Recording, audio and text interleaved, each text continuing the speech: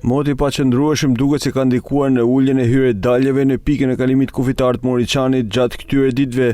Ditën e sotme vërej se në këtë pikë ishte pak lëvizje, si në hyrje ashtu dhe në dalje të territorit shqiptar. Megjithëse ditë pushimit situata duket e qetë dhe pa lëvizje automjetesh këtu në pikën e kalimit kufitar të Moriçanit, moti pa qëndrueshëm i ditëve të fundit ka ndikuar që qytetarët mos lëvizin drejt Malit të Zi këtë fundjavë, ndërsa sipas autoriteteve gjatë 24 orëve të fundit kanë lëvizur mbi 3900 persona. Sipas autoriteteve doganore, kryesisht ato që lëvizin janë shtetësi shqiptar që punojnë në shtetin fqi.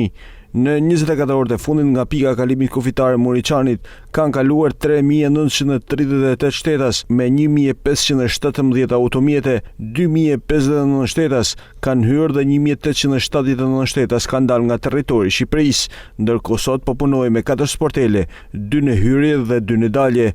Pritet që në fundjavën tjetër të ketë një rritje të lëvizjeve në pikën e Moriçanit, pasi përkohën edhe me festat e nëntorit, ku shumë shtetas preferojnë të kalojnë këto ditë pushimi në Malin e Zi.